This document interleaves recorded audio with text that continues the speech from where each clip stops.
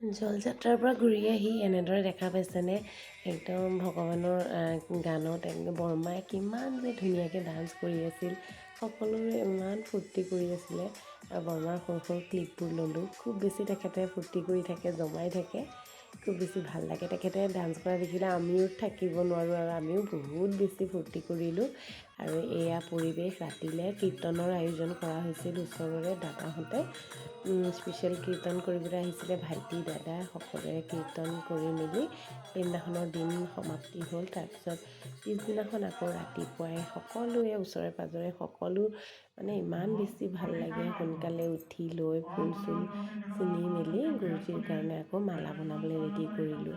এয়া ঘৰৰ পৰাই গোটেই দেখা পায় আৰু লগতে আমাৰ ঘৰৰ চোতালতে যিহেতু প্ৰসাদৰ আয়োজন কৰা হৈছিল তাৰে পেণ্ডেল দেখাইছিলোঁ দেই। তাৰপিছত এয়া মাজু দাদা আৰু বৌ, তেখেতসকলে মেইন কৰ্তা হৈ পেলাই আছে, কাৰণ ডাঙৰ দাদা আৰু বৌৰ নামতে এই ভাগৱত পুৰাণৰ আয়োজন কৰা হৈছিল। আমি সকলোৱে ৰাতিপুৱাই গৈ মেলি দৰ্শন কৰিবলৈ বহিছিলোঁ, বিমানকো লৈ গৈছিলোঁ আৰু সকলোৰে এটা সৰু ভিডিঅ' ল'লোঁ।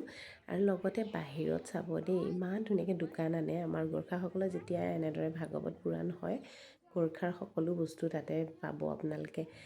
আৰু পাৰ্চনেলি পাতিলেও তেখেতসকলে আনে। আৰু বিবানাথে কিহৰ ডিউটিত আছিল গম পায়নে? এয়া দেখা পাইছে ওচৰৰ সকলোৰে লগত মিলি ফুট লগোৱা, ভাগৱতৰ বাহিৰত পানীত ভৰি ধোৱা বা কিবা কিবি তেনেকৈ দিয়া। আৰু আমি লগতে ফটো উঠিলোঁ। আৰু এয়া এনেদৰে আমি গুৰুজীক আমন্ত্ৰণ কৰিবলৈ আগবাঢ়ি গৈছিলোঁ সকলোৱে মিলি। এনেদৰে ওচৰলৈকে তেখেতক গাড়ীৰে অনা হৈছিল। তাৰপিছত অলপ দূৰ খোজকাঢ়ি আনিলোঁ সকলোৱে আগবাঢ়ি গৈ। এয়া গুৰুজীও খোজকাঢ়ি আহিছিল আৰু বেছি দূৰৰ নহয় তেখেত আমাৰ ইয়াৰ পৰা মানে 15-20 মিনিটৰ ডিফাৰেঞ্চত তেখেতৰ ঘৰ। তেখেতক গাড়ীৰে আনি অলপ দূৰ আমি খোজকাঢ়ি গৈ আকৌ আগবঢ়াই আনিলোঁ। আৰু বহুখিনি নীতি নিয়ম কৰি এনেদৰে বৰমাই তেখেতক আমন্ত্ৰণ কৰি ভিতৰলৈ লৈ গ'ল। আৰু এনেদৰে বহুখিনি ভিডিঅ' আপোনালোকক মই দি যাম। বেছি দীঘলীয়া কৰিলে আপোনালোকে বৰ পাব বুলি মই সৰু সৰুকৈ ক্লিপবোৰ দি আছোঁ।